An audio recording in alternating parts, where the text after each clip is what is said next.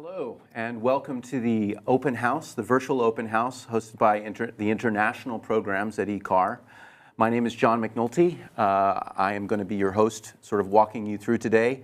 I'm the admissions officer for the international program, so I handle sort of applications. And I'm also an instructor here in the first year of Bachelor Directing.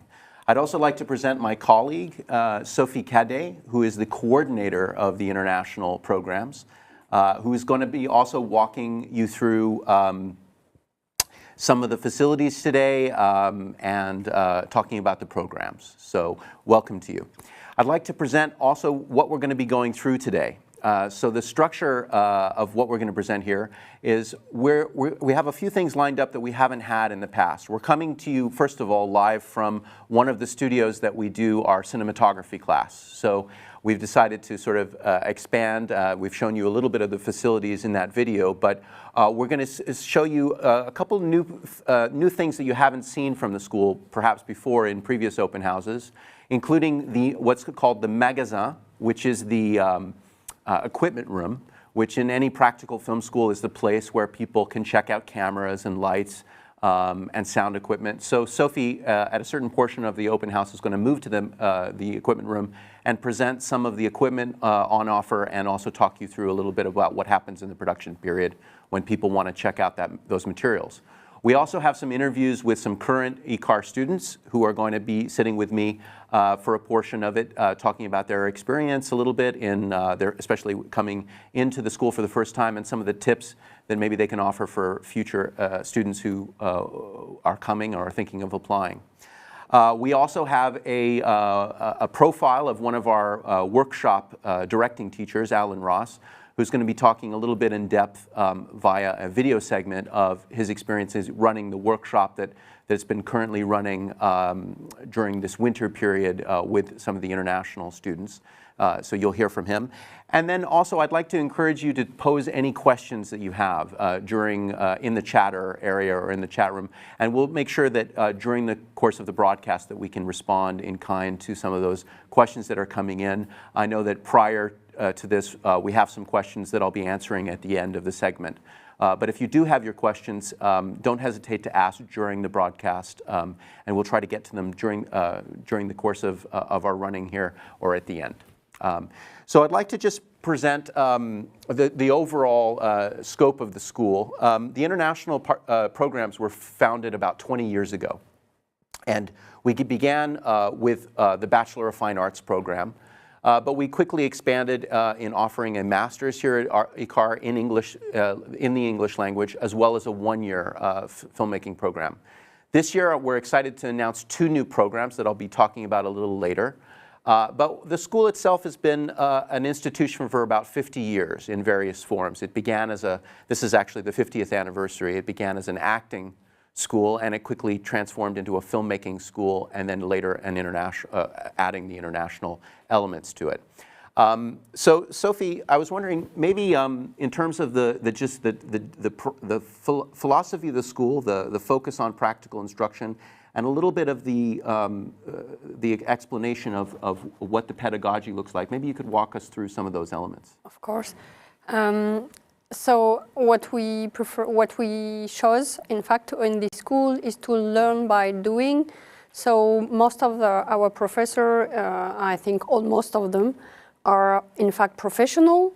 So we have a professor in directing, we have actors, we have screenwriters, we have DOPs like me for camera and for lighting. We also have editing, we have production and a lot of workshops. So most of the time, most of the year, we have classes and then we have projects, but also a part of our year is dispatched with workshops, with a lot of workshops, which are complementary to the classes. And then we have a big and according to me, the most interesting part of the year, which is the production period, the time in the year where students are doing their own project. And this is beginning right now, so all the students are very busy right now to prepare their personal project that we follow as professors in scriptwriting, in production, and also in camera and sound, even the editing, to be sure that their projects are the best as possible. And the professors, they're all working in the industry. Are they? Does it kind of? They come from all over the world. Are they mainly based in Paris? What is the profile of some of the professors? Well, they all speak English. That's what is required. But afterward, it's true that we have a professor from all around the world, which, as the student, that makes our department really, really interesting. Everyone comes with its culture. Even if we have different culture, we have the same goals. The goals are making films as well as possible. But we come with our different culture, and it's interesting to share it. And what would you say is the difference between taking a core class that runs throughout the year and some of these workshops that right now what we organize the year as is that we break into workshops quite frequently for both the bachelor and master's program, in fact all the programs. What would you say are the benefits of the workshops and the qualities versus the core classes? Well, in fact, they're not the same classes. We have the current classes, which are production, editing, screenwriting, directing, etc.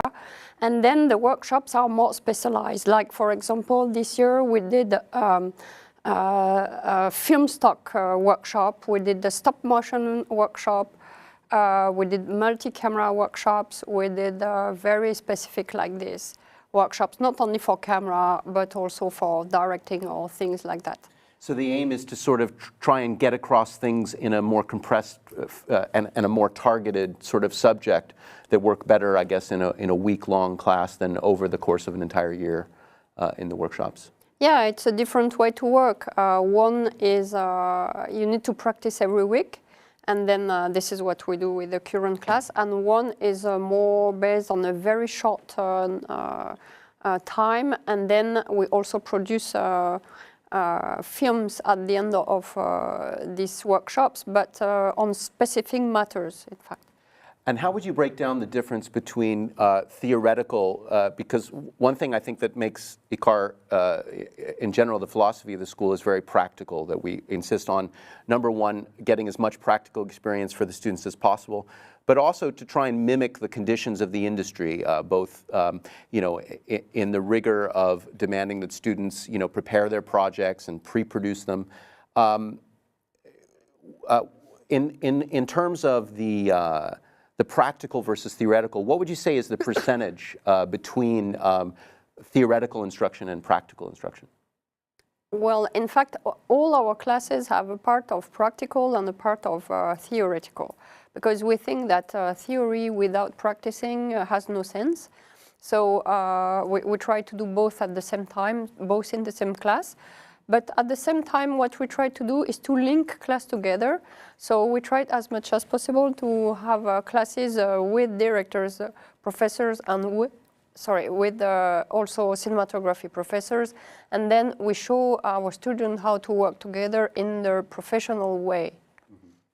And walk me through the production period. So say I'm a student in the Bachelor of Fine Arts, I'm attending my core classes. What are the things that I have to do for production period? What are my responsibilities in these final 4 months of production period? Okay, we ask a student to have not only one knowledge. So as much as possible, of course, a lot of students want to be directors. So we try to help them to be directors. But at the same time, we think that it's more interesting for them to have a more open knowledge and also to understand what are the other jobs of the work. They are able, and we push them to test what are the other jobs. So for this production period, as much as possible, we ask them to do several tasks, not only one, and also to work together with the others. This is the main point of our program, to work in crews, but the crews are changing. Then also the years are working together, so we have more advanced students who are working with more beginners, and then the beginners work faster when they work with some students who are more experienced. So yeah, the idea is to kind of mix the crews a little bit to give even the beginners a little bit of experience on a variety of sets. Walk me through a little bit of the 3 years of the BFA in terms of the profile of the BFA. What are we expecting to learn each year, and just to kind of lay out the Bachelor of Fine Arts, which is normally the target sort of student for that is a high school student that has completed their high school diploma. They're often young candidates. Occasionally we do find older students who want to get their undergraduate degree, but kind of walk me through the BFA in terms of the pedagogy. It's true that most of the time the BFA 1 are young students, but it happens that we have older, which is not so bad. They like to be with young students because it brings also a new vision of what's going on and how to use the equipment and new ideas. So first year we have a specific type of camera, we have specific goals, we have specific tasks for them, we have specific projects which are more simple, and then year after year the task and also the project are more complicated, longer, more difficult for them, so more challenging. And then we think that year after year, because they have more knowledge, they can succeed also better. Right. I just want to lay out the difference. So we have 5 different programs in the international programs now. The 3 core ones that we've had for several years include the bachelor's, which Sophie was just laying out. We have a 2-year master's that is for people really with a prior degree. It can be in another subject. Doesn't necessarily have to be in you have to study, you don't necessarily have to have studied filmmaking prior. But the idea of the master's is really a 2-year program that, again, allows you to specialize a little bit in the 2nd year and choose a specialization and specifically do a final project. But it also covers all of the bases. You know, you're going to be doing cinematography, editing, screenwriting, production, all of the different disciplines throughout the master's first years especially. I would say the major difference between the programs is that master's is, because it demands a little bit more of a mature student, we're able to sort of progress a little faster to the advanced work a little sooner because of the scope of the program of 2 years. And we're also aware that a lot of master's students are looking maybe more progressively and actively toward internships and toward their eye on trying to make ties with the industry. So we try and organize some of the workshops that are a little bit more industry oriented for the masters. But essentially the philosophy is the same: practical instruction, covering all the bases, and then allowing you to specialize at the end. Now the 1 year is intended for students who are really often beginners who don't know anything really about film and just want to spend a year with us learning the fundamentals. And often they're integrated with the bachelor students in first year, and they walk away with a certificate after having learned the fundamentals and have a good, solid basis in filmmaking to make a proper decision on what they want to do later. Some of them end up going into the bachelor program and finishing out the degree, and then others walk away with that sort of fundamental knowledge and make inroads into the industry from there. So those are the 3 major programs. We're offering 2 new programs this year. One is an Acting in English for Cinema program. What we've noticed is that a lot of actors from all over the world are curious to study in Paris because of its reputation. But where I think this program differs is that it's a collaboration between the acting department that previously has been only a Francophone-only department, and the international. So the idea is that you're going to get voiceover training, you're going to have experience in front of the camera, but as an English-speaking actor, we ask those students to already have a degree of experience as an actor. So you can come to the school and get a lot of camera instruction and camera skills in front of the lens.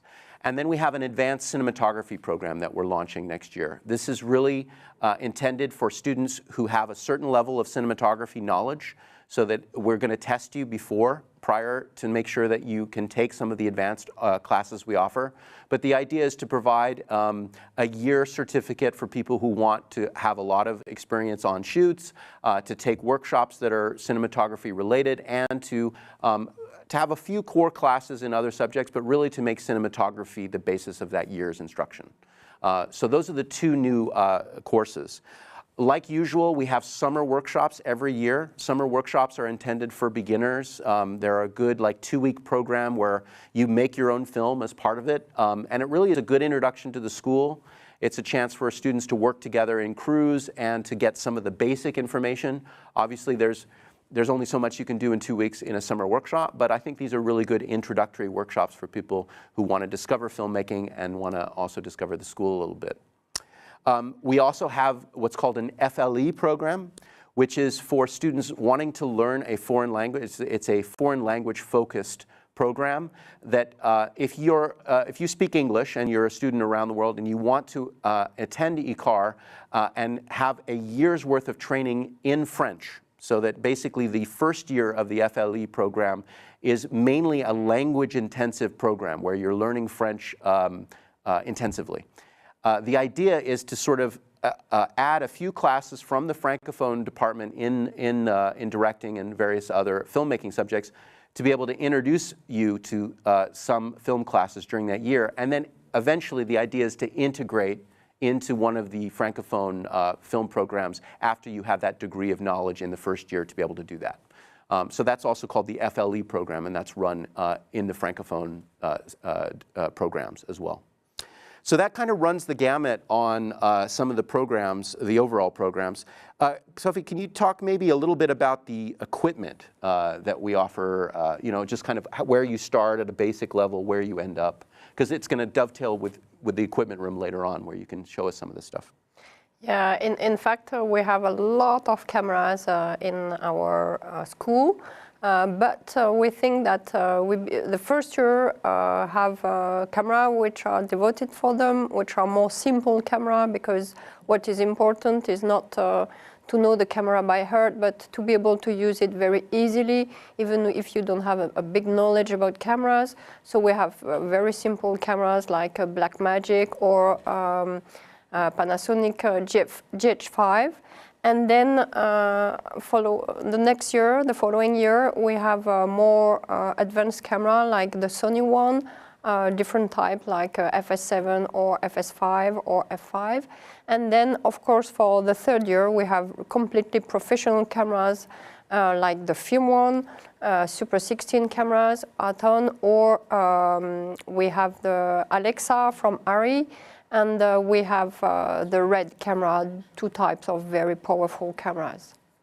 So that's some of the range of equipment. I think Sophie's able to talk about this quite well because for years she's been the cinematography teacher as well. You're also cinematography in the industry, so you're probably one of the best people to talk about the equipment today and go into the equipment room and go into some of the specifics. I'd like to just finally, in our introductory of the pedagogy, talk a little bit about the admissions process. For the international programs, it's quite simple. There's no application fee. You go to the site and request an application. One of our team members will get back to you with an actual application. And on the form itself, it lists the criteria of what to send via email. I myself or a member of the admissions team will then get back to you and schedule a Zoom interview. The major things that we look for in an application are motivation letter. We really want to have an idea of the filmmaker's passion and their goals. And this is a subject that we can discuss during the interview to kind of round out our knowledge of the candidate. But also we're looking a little bit at the transcript of, and for the master's program, we want a diploma, a copy of your degree, and to see the last year of grades in your previous institution. And in the high school, or in the BFA, we want to see last year of high school plus the high school diploma. We're looking at also portfolio samples. It's obligatory for the master's. It's not mandatory for the BFA, but it's always interesting to be able to see a little bit of your work, even if it's not filmmaking. It can be photos, it can be a prose sample, a writing sample, something to sort of give us an idea of your point of view, which is really important, especially if you want to be a writer, director, or work in a creative film field in the industry, to kind of have something to say through your work. And it's always interesting to talk about that during the interview. Finally, we conduct a 15-minute interview via Zoom. This happens with candidates from all over the world. It's also a chance to test a little bit your English language skills and to make sure you're able to handle the course properly. And for the one-year advanced cinematography, we do demand a test that you have to pass to be able to get in. For the 1-year acting in English for cinema, we also demand an audition, a 3-minute monologue that you learn to perform in front of us. But for all the other programs, it's just a straight interview. So that goes into the dynamics of, our pedagogy, the basis of our programs, some of the equipment. I'd like to also let you know, obviously, that you can ask questions at any point, and we'll try to answer them during the broadcast. So if you have some questions, don't hesitate to get on Chatter and ask for them now. I would like to perhaps, this is a good opportunity to hear from Alan Ross. Alan Ross was a directing teacher at the school. He also now does an annual workshop, both in the French department, French programs and the international. He was nice enough to give an interview talking about his workshop that he's doing right now. And I thought it would be good to be able to sort of hear it from him, how he organizes workshop and what are the specifics of it. Can I add something? Yes. I like very much his workshop because I think he makes this, well, we see all the aspect of what we have learned in one workshop. So it's really interesting for the student to have this workshop because they really use all their knowledge at the same time, and I love his workshop. Great. So let's hear from Alan Ross. This is a taped segment that he did last week talking about his workshop that he offers. When we come back, we're going to be talking to some students about their experiences. So see you then. My name is Alan Ross. I've been teaching at Ecar for 15 years. I've taught in other places as well, in London, before that at Gobelin. I'm a filmmaker. So I make films that I would consider to be cinema films. I haven't worked in TV much. And I've written a lot of scripts. Not all of them have been made, but some had been made. So I count a few features to my name and a few shorts. So I was teaching at Ecar, and about 10 years ago I devised this filmmaking workshop because I realized the students needed hands-on experience. And I thought it was a better way of teaching as well, because then you're confronted with reality. So the way the workshop works is that I take 15 students, I get my screenwriting students that I have in another class to write scripts according to specific parameters, which are 3 minutes, 3 pages long, 3 scenes, 3 characters max, a few extras, and no dialogue. And with those scripts, I then give them to the 15 international students I have, and I say, who wants to direct? Which script do you pick? And we make crews on the first day. So we do 2 films. We're going to do 1-day shoot each. And on the first day, we crew up, and I make sure that out of the 15 students, say if you're DP or director or production designer or production manager on one shoot, on the other one, you'll be a gaffer or electrician. You'll be, you have another job so that there's a variation. We prep for 3 days. We cast on the first day using actors from Ecar. We prep for 3 days. Then we shoot the 2 films back to back on day 4 and day 5. Then on day 6, we get all the rushes, and all the 15 students have the choice choosing which film they want to edit.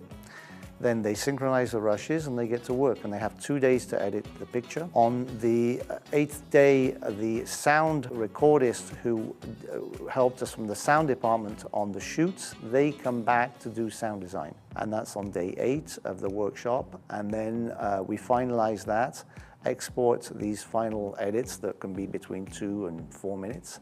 And we do a screening in the hub on the final day with a debrief for everybody. And then we sit down in the afternoon and go through the whole journey that they made, which is pre-production, planning, production, and post-production. These are first years, so what they take away a lot. They learn so much, not only about themselves, but about other departments. Because what I try to do is guide the whole thing so it doesn't go off track. So there's a lot of things that they have to kind of pick up in their different positions, and I have to make sure that it's done correctly. And it can be safety issues, it could be just getting coverage, for enough coverage to edit, lots of things like that. The cameras they use is a Blackmagic, the Pocket Blackmagic, and the GH5 Panasonic Lumix. The sound recordists have access to decent equipment, a set of mics, and then in post-production they use whatever software they're comfortable with. So it can be Final Cut Pro, Premiere Pro, or DaVinci. It's what I was doing before I concentrated on the filmmaking workshop, was teaching theory, you know, and with theory, apart from checking a few things, you never really get to check a lot. This is hands-on, so it's a practical thing, and it's taken them through the creative process. So it's not an exercise in the sense that they have a script, they have to cast actors, that we have to make it happen. So there's an excitement that happens around that. And that excitement is contagious. It gets everyone going, and they all want to do the best. There are many misconceptions that students have when they come to film school. I think a lot of them think picture. They don't think about sound. They don't know how to talk about actors. They don't know much about lighting. They're there to learn. But you see it with the directors. When they do the breakdown, they just think like the final edit. They just want to get the little bit of the shot that they're going to use in their final edit. And they don't think laterally, which is to get more coverage, to get more on the tail, on the end of shots, to get as much as you can so that in the editing room you'll have a choice and you won't have to commit to the idea you had. That's the biggest misconception. And then when they're around the camera, when they actually shoot a take, it's funny to see them all congregate around the camera. They don't talk to actors, they don't talk to sound recordists, they just care about the picture. And that's a huge learning curve for them once they realize how important it's going to be to deal with the actors first, and then the camera and then the sound. I think a good preparation for students is to watch a lot of films before they come to Ecar and read some books that the departments they're interested in, have some knowledge about what they're about to enter. And when they get started here, it's very important to work hard, to listen, and be humble. Because if you're not humble, you will be humbled. Life in the film business will humble you. So you can't be too self-confident. You don't have to know it all. There's no pressure on you. You can come here and just say, I know a few things, but I'm here to learn. And learn from your mistakes, because the film school is a safe environment. That's what we're here to do, is to fail and then get it better, and then fail again and do it better, and until you come out of here and you're able to do something professional. Hi, welcome back. So I have here with me on set today Angèle and Ahmed, and they're here to talk a little bit about their experiences here. I will say that one thing that we're trying to implement more and more is a real welcome desk for the students in first year. Paris is a challenging city to acclimate yourself to. There are language problems, there are often rent problems in terms of getting a flat and organizing yourself, let alone getting your student visa in order to come, and also to be able to find helpful resources of people that you can contact while you're here and even before. So once you're admitted into the Ecar and you start registering, we have what's called now a welcome desk email, where you can pose questions, but also that we can give you certain information. We have a partnership with several residences around Paris, one of which is U1 campus, which is exactly right across the street from the current building. Some of our students can take advantage of this. We reserve about 130 places in that residence. You have a little bit of a discount on the registration fee to be able to sort of, if you wanted to register for that facility. So we try to make an initiative to foster sort of connections with some residences around Paris.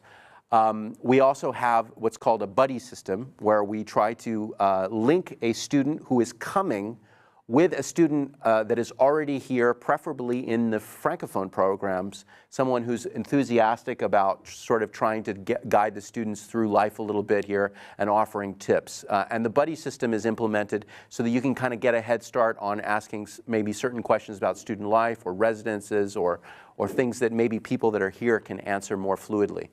So today, I wondered if you guys could tell me. I had you as a directing professor in first year. Maybe give a sense of your names and your backgrounds, and let's start with that. Let's start with where you're coming from today. Yeah. Okay, so I am Ahmed. Thank you very much for having us. I come from Egypt, and I have been here for 3 years now. Okay. So far, so good. So I'm a bachelor's. I study bachelor's. And my name is Angel. I am French. And, well, I'm in my second years of Bachelor's in Fine Arts. It's, the process of getting here for me was a little more simpler compared to other students that might have more difficulty, like for you. But for me, I started off in China, where I studied, I did my high school, and I came back here, and I found Ecar, I applied for it. And, well, the admission process was actually quite straightforward, very nice, smooth, and I had the conversation with you about it, and you were speaking before about references that we could show for the application, and I showed you all my walls of drawings that I did. I really, it was like a big thing. Yeah, I remember. What would you, Ahmed? What would you like if you met yourself, like Back to the Future in the movie? You know, you come from the future, and you're advising yourself as to what you would have done to prepare differently. Coming from Egypt, like what were the challenges, what were the difficulties, and how would you advise yourself maybe to overcome them? Yeah, that's a good question. So I think the biggest thing is straight up, if you're someone who's planning to stay here for the bachelor's at least, you must learn French and must integrate with the people. Even if you intend to go out after that, I think it's very important to spend those 3 years learning French and also learning how the people live, because you're going to be surprised about how much you can learn from the international and also from the French, and kind of integrate yourself in both worlds, and cinema especially. And what were your challenges? Did you have housing challenges in the first year? Where did you live in your first year? So I tried to live close to school because that's the most convenient as a student. However, because of the fact that I didn't speak French when I came, it was very challenging. And that is why if you're someone who doesn't know how to speak French and you plan to come to France, I think the biggest thing, it would be very, very wise to learn French before coming to France even. A little bit, yeah. It will ease out a lot of things. So if you learn French, you would have maybe a greater database of information on residences and apartment listings and things like that. And that's because most people like to stick with their language as well, and there's a lot of communication issues that could occur if you don't speak the language. And Angel, coming from, I guess you were French citizen in China. Yeah. Did you have accommodation problems at the beginning? At the beginning, I came from a foreign land, and they came here. I had no idea. I spoke French fluently, so that wasn't the issue for me per se.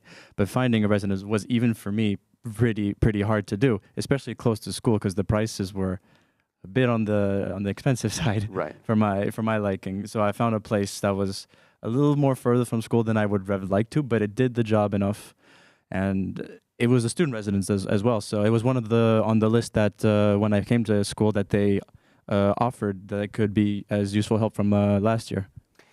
And what would you say would be good advice? Maybe Ahmed, you can answer this. You're in third year.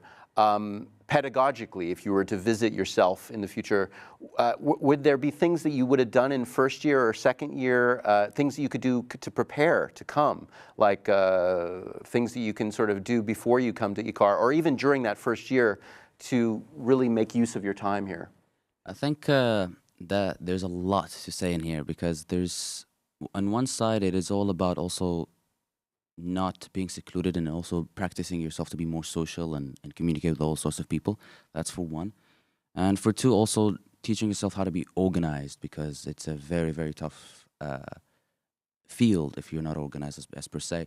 So it's a skill that you're going to learn outside school and you're going to learn in school, but it's a very, very important aspect that you have to learn before coming here. So if I was to meet myself as a youngster from the first year, I would definitely consider keep pointing prep, organize all the way. Also maybe like imposing yourself on certain aspects to like force you to do it and not like hold back in the sense of- Precisely. Yeah, I think that that was something that I learned in film school, is that there were things that I didn't want to do, but those were the things that I should do. Like, for instance, I was a little bit reticent with cinematography. I wasn't comfortable loading cameras, but that was precisely the area in which I had to dive in and learn, because that was my weakness.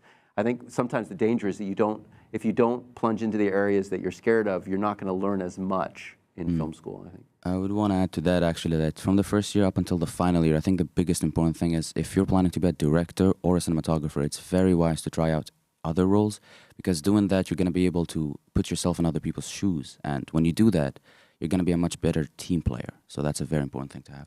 I mean, and to add to that as well, it could also, like John said, it opens your perspective to different aspects of the school itself, and you might find maybe that directing isn't what you want to do. Like for me, for instance, I began with my application that I wanted to be a major and all that, but I realized by going through the school that I actually wanted to be more of an editor myself than an actual director, because I felt that this is where I kind of feel like I give the most, and also that I feel comfortable doing it that way. Yeah. With your peers that are in your third-year class and your second-year class, are they from all over the world? What kind of backgrounds do they have, your peers? Yeah, maybe Ahmed, you start, and then I'll Yeah. I think that's the most beautiful aspect about this whole thing, is the fact that you meet people from all around the world. It's a very diverse sort of environment, and you get to have different cultures in one. And that in itself is a culture, if I may say, an international culture. So it's a very big strength that you can have. So if you're someone who likes to meet people all over the world and you love cinema, then you have that mixture here. Well, for me, I kind of already grew abroad, so I already had that kind of international mindset coming into EICAR, but also I specifically actually was looking in Paris for the international feel of it. And honestly, I feel more at home at that kind of atmosphere with different cultures, Yeah. with what's happening here. We had a question that came in just now. It's from Akanksha 25. What are the different challenges an international student can face at EICAR? I guess we've been going through a couple of them: housing, bank accounts, right? There is one thing that happened for that one specifically, the bank accounts, and one of the students tried to get a phone number. But they requested a bank, like the bank requested the phone number, but the phone number required a French bank account. Yeah. And it was back and forth. And eventually he found one, I don't remember which one it was, but he found a phone company that allowed to use a foreign bank account to get a phone. Right, right. There are some chicken and egg situations like that, where, especially with apartments, landlords are insistent on French guarantors, and sometimes you're coming from overseas, so you don't have a French guarantor yet. You can go to a guarantor company now to do that, but it's a fee, that you pay to get them to guarantee your place. But it allows you a wider flexibility of landlords and things like that. Eventually, I find that in second and third year, people have a much easier time because they've met people that can maybe co-share the rent with and things like that. It becomes a little easier to get references and things like that. But in the beginning, I think the due diligence is sort of maybe look at guarantor services or even residences. Be very wary, though, of like doing deals with landlords over the internet. I have, if a apartment looks too good or too cheap and it's in the center, it's probably too good to be true.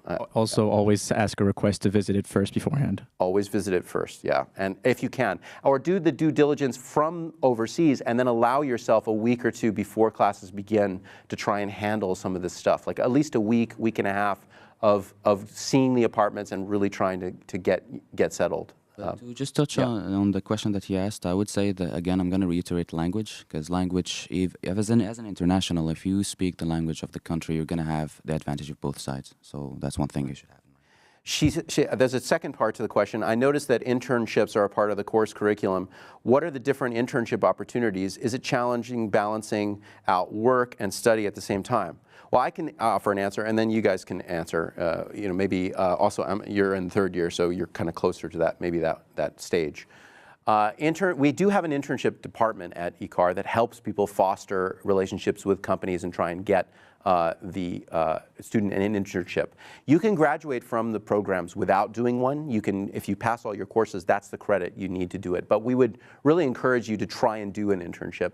It's predicated on really two things. One is, do you know enough French for us to send you out to a French company for you to make your CV in French and for you to be truly an asset to that company as a bilingual student. So it's very important that you take your French language, again, seriously, so that you can then have your CV in French and communicate with the company in French, because you're going to be a real asset if you know film, if you have filmmaking experience and you know English and you know French. You know, obviously they're gonna love that in terms of, but if your French is still being worked on, it's harder to help you with an internship. The second thing is you have to know enough about your field to be an asset to the company that you're going out to. So you can't be interested in screenwriting and then me send you to a sound production house. No one's going to be happy, neither the sound production house or you. So you have to know enough about what you want to do. Obviously, it's harder to do an internship in writing and directing because most directors and writers don't want people following them around, you know, in the internship. But there are spaces in development, sometimes distribution, things like that, where you can sort of get experience, especially with writing and scripts. Do you have any advice on that? Have you guys planned to like give your CV to the internship department yet, or talk to Corinne and Angela? So the main idea here is, when you apply for internships, the biggest thing is, again, it's as we spoke about, the whole idea of getting different roles to try, rather than just being a director or a writer and that's it. If you try different roles, you will for sure, if you're a lover of filmmaking, you will be able to find different roles that you can work with. And you can have multiple things that you can do at the same time, and that will open up your CV a lot for the internships that you can do. And as you're doing them, even if you're not doing the role that you really want, with time you will be able to get the experience that you need and the people that you want to know, so that then you can go up and climb a ladder that could get you to where you want to have. Have you started a process yet, or you're still in second year? Well, for me, I'm still in second year, of course, but me personally have been looking around to do not necessarily film jobs per se, but even just a job in general, because I want to start actually getting into an active life of going from, because coming from high school to this, it's you're transitioning from being a teenager to an adult. Essentially, you're still in this kind of transition process into it. And just finding a job was something that I would try and achieve. And I've managed to get one internship that was not based from school per se, but I found it on my own. Mm-hmm.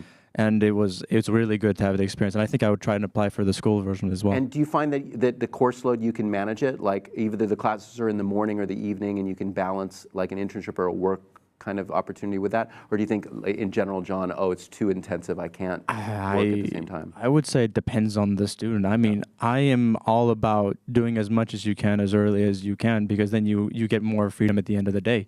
But honestly, if you enjoy what you do, I think you will actually you'll start to realize maybe you're going overboard in certain senses if you really enjoy what you're doing. Right. But to the regular person who's just trying to find his way, it might seem a bit daunting. Like, this is a lot coming at once. I think maybe the first years might feel that pressure a lot more. I would recommend it in second year, because in first year it's about 24, 26 hours of classes. You're getting into the rhythm of it. A lot of times the class schedule you're getting used to classes, then workshops, then production period where the schedule changes again. So I would recommend, getting used to the cycle of ECAR a little bit, and then going after the work opportunities in the internship. From what I was able to fester from the internships, I was able to get some, I wouldn't say internships, but I was able to get some freelance opportunities. Or in terms of if you're an editor, or you want to be in a writer's room per se, they usually have a little bit of a freelance time, which is helps you basically be flexible with both the school and with the job that you take. Great. Well, thank you very much for your input. I'm sure it's valuable to hear. You're in it. You're in the cycle right now. So thanks very much. Thank you very much. So right now we're going to be able to go to kind of live to the equipment room to talk with Sophie Cadet and Thomas, who is the equipment room manager.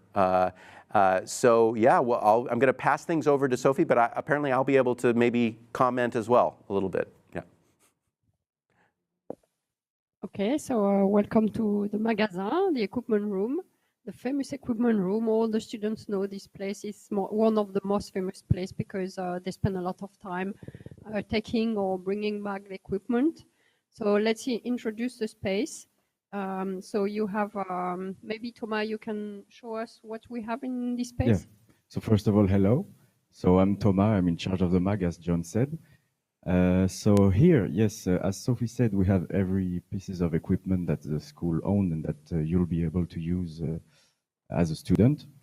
So we have all the cameras that Sophie talked about. We have all the lights over there that you can't really see. We have grips, we have sound also, like on the counter.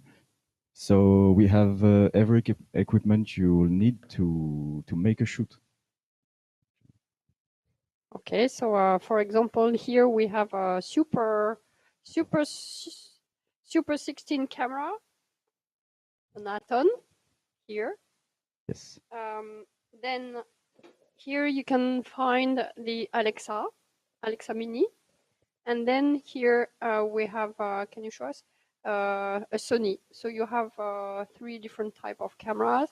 Of course, we have all the equipment that goes with. It means the lenses, the matte box, the follow focus, the batteries, the cards, even the remotes. And for first year, we have a very small cameras, also very nice one. A student like very much this camera because they're simple, they're light, and easy to use. And by the way, they make beautiful images, so they like it very much. They like them very much. Exactly. And it's perfect for beginners to learn all the basics and then progressively use more complicated camera and better cameras. Yeah, that's good. We also have other equipment like gels, cables. What do we miss? Okay, can you explain us how the student can reach the equipment maybe? Yeah, so it's quite easy actually. They just simply fill up a list, then send it to us. We're in charge of checking if they're allowed to use everything and if they can use it. And then after that, we give them the equipment, and our job is just to keep everything lasting as long as possible. So the biggest part of the job is actually to check everything when it's coming back, check that everything is packed correctly, that it's still intact, that nothing is broken, and give them advice if they need it, if they have problems or if something breaks, because it can happen in a school. Exactly. In fact, you work exactly like a professional rental place. Yeah. Checking the equipment before it goes out and checking it when it comes back. Also checking that the students are using it the good way, packing it the good way, all the stuff which are like professional way to work. Yeah, exactly. I have a Okay, question. can you show us? Sorry. Yeah, sorry. Thomas and Sophie, from the first year, can students check out sound from the magasin, and are they teched on basic sound equipment too, so that they can record dialogue and get some sound for their exercises? Yeah. Of course, they can. So the type of equipment that they will get access to depends on the type of formation they chose.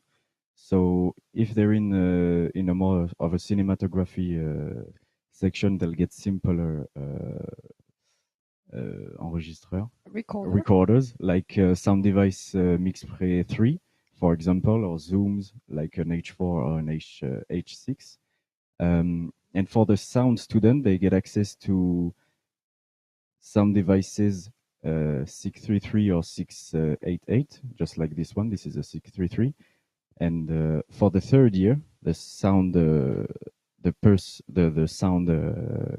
third year sound person, sorry, they can get access to a Kantar X3, which is a real professional recorder that is really used on big sets, just like, to compare it to the Alexa for the image, the Kantar is quite the same for the sound.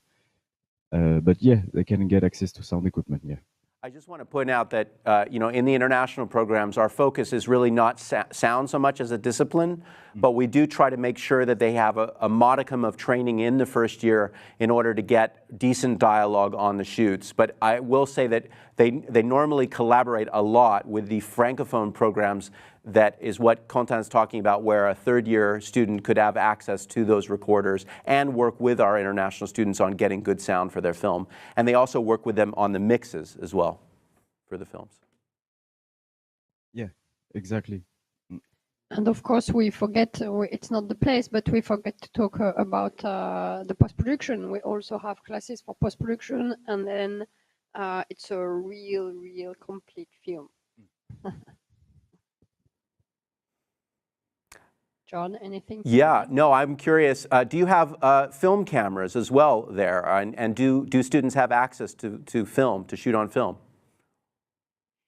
Yeah, we have at school 16 millimeters equipment, which is very rich because we have an Aton camera, but we also have a prime lens series, and we have two zooms, which are very, very good Canon ones.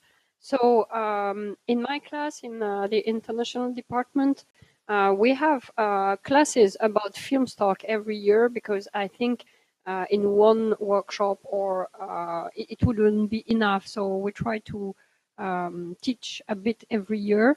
And then, of course, it's progressive. We go further and further. So, but every year, because we have it at school directly, we can have classes dedicated to film stock. And then the last year, we also visit the lab where the film stock is developed and then transferred, and then they can color correct in post-production here at school. So you see that normally when they go out of school, I wouldn't say that they're already DOPs being able to use film stock because it's a little bit more complicated, and I know what I'm talking about because I've done it for years and years. But they could be very good camera assistant for any kind of camera in film stock. They know all the goals, they know how to use it, then they understand where are the tricks, where are the problems, and where they should pay a lot of attention. Yeah. So this is how we work with film stock. Let's for like a final kind of question, let's pretend I'm a student and I'm coming to the equipment room and I'm on my, maybe my final shoots. In third year in the BFA or in a second year master's program, what is the procedure for me checking out? I know it's a little bit different than the exercises. So I fill out my sheet. Do I have access to getting the equipment into a truck? Is there freight elevators? Yeah, we actually have an elevator that goes directly into the street for the outside shoots. But the procedure here is that student needs to send their list at least 72 hours in advance for us to have time to check if everything is available and everything, and they can check out everything. And then we prepare everything and they just go with it, check everything before going, of course, because just like a renting place, you have to test everything before you go out on a shoot to not have any surprises and to check if nothing is missing. And then just after that, they can go out and go make their movie. And Sophie, what's the procedure for approving these kind of final shoots that we're talking about, like the later year films, like a BFA 3 film or a Master's 2 film? Yeah, in our department, we have what we call the green light process. It means that students are working, every student he wants, every have screenwriting lessons, and then they develop a script with the professors, and then at the end of this period of the year, there is a commission of professors which are professional. So me as a DOP, but also Anne, which is supposed to oversee the production. You have screenwriters, professors, you have sound professors, and then this committee read all the script, and we discuss about which project we think that are the best to be shot, because they're more interesting, they're more easy to be done, or we think that the students are advanced enough or serious enough to lead their shooting correctly. So we decide a number specific of films, depends on the year, depends on the quality of the project, to be shot for the production period. And then they make crews with the other students. And then I see if what they ask for, the equipment, is correct. I mean, if they don't ask enough, if they don't ask too much equipment, or at the opposite, if they have enough equipment, if the location they have found are adapted to what they have, and then they make the list of equipment. I check the list of equipment to be sure that what they ask is correct. And then they can come to take their equipment to the magasin. They can also spend days to make some tests to be sure that they will be able to reach the goal they want if they have a specific type of images to do. If they have other equipment we don't have at school, we could agree to rent the equipment, but they need to know how to use it. So I will also check that they know how to use it correctly. If they don't, I will teach how to use it correctly.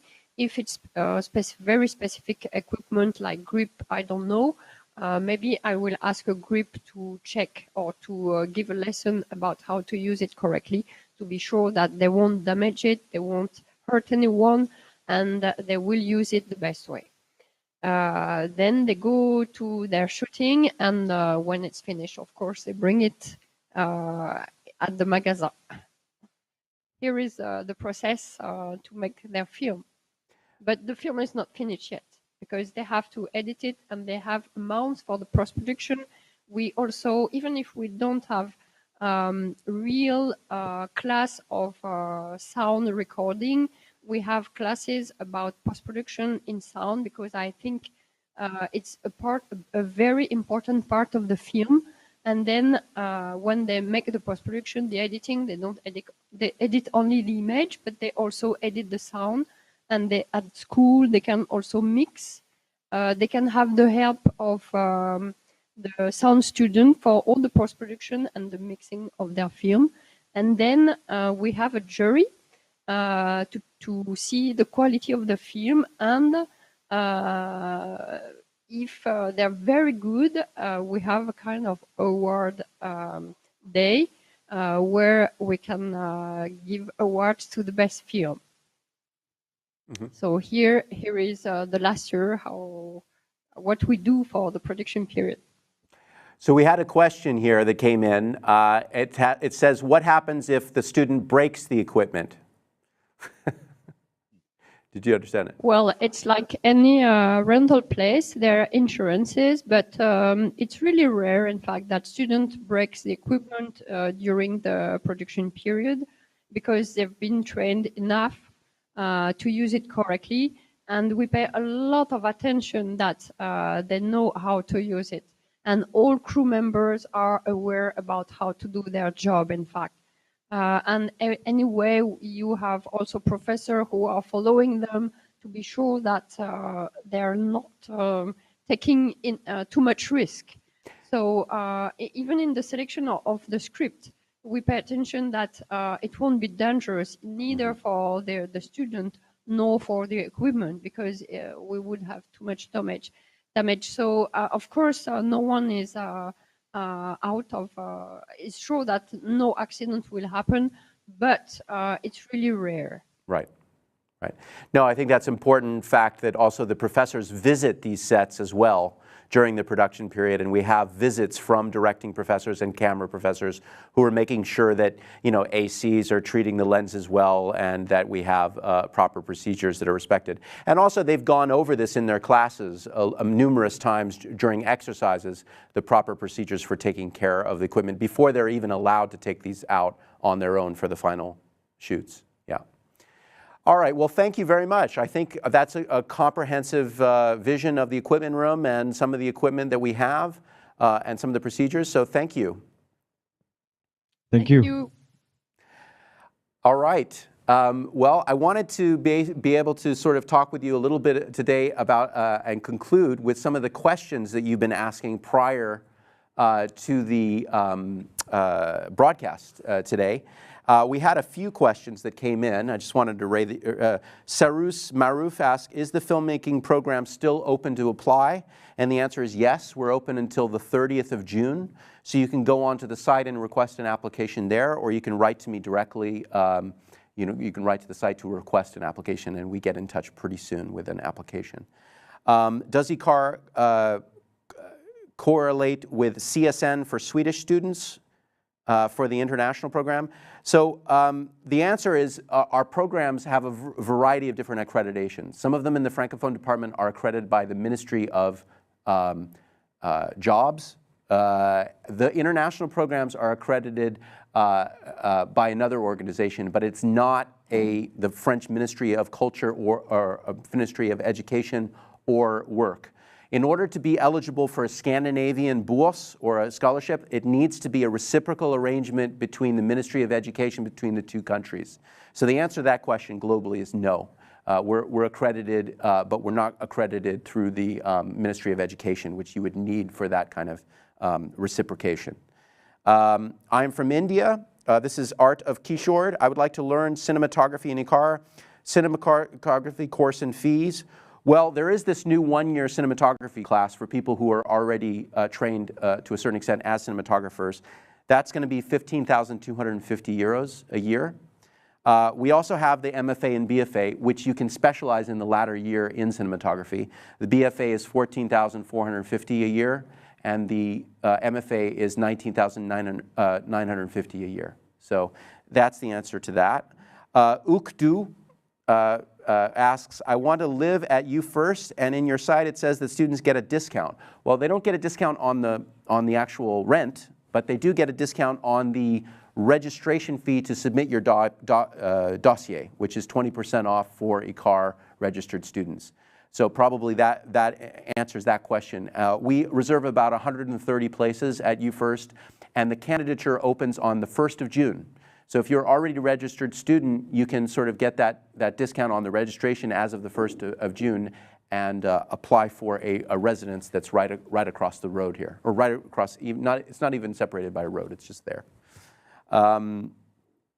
What time does the BFA filmmaking program start and end each day?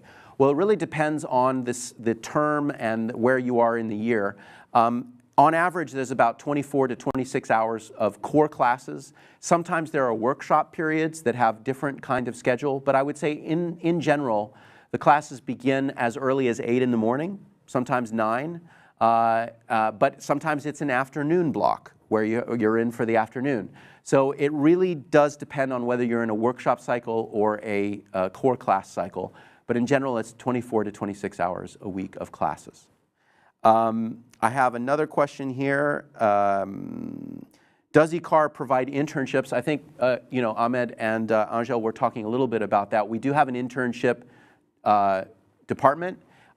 It's not mandatory for the internationals to do an internship to graduate, but they do help once your French is of a level where you can translate your CV into French and that they can begin helping with you. And they are the ones with the relationships with companies in Paris that can help you with that. But it's usually done in the 2nd or 3rd year of the BFA or the 2nd year of the master's when people have both the time and the French level to be able to take advantage of them. So yes, we do have that. Finally, there was Aesthetically Saju, who asked, tell me about mastering the Bachelor of Fine Arts in detail. What are the things you'll be providing to students? Well, in general, I would say that the best, if you wanted to kind of go through all the core classes of the BFA, you can find those on the site. I know sometimes it can be a little hard to find, but if you go into the actual layout of the BFA in directing, for instance, or cinematography as an option, you can click on course detail, and it'll give you a listing of all the courses. If not, you can email me, and I'll give you them. The general, I think we went over a little bit of the general provisions for equipment just now in the equipment room, meaning that we start out on more basic cameras and we progress to more advanced cameras during the 2nd and 3rd year of the BFA and the 2nd year of the master's. But in general, we are giving you equipment very early on in terms of getting used to the practical environment and getting used to equipment. But we start out on the basics. So hopefully that's a good overview of what's been asked. Those are some of the questions that we've had so far. So yeah, I think that we've gone through a little bit of our main tenets and philosophy. You've had a little bit of a visit of the equipment room there, and we've heard from some students. So once again, we're open for applications until the 1st of June. So you can send in your application until then. And one of our members of our team will get back to you and organize an interview from there. I'd like to thank everyone involved today, our technical crew, which were actually international students as well. and Sophie Caddet, the director of our international programs, for presenting the equipment and the layout of the programs today. Yeah, thank you for joining us, and we look forward to seeing you soon. Thank you.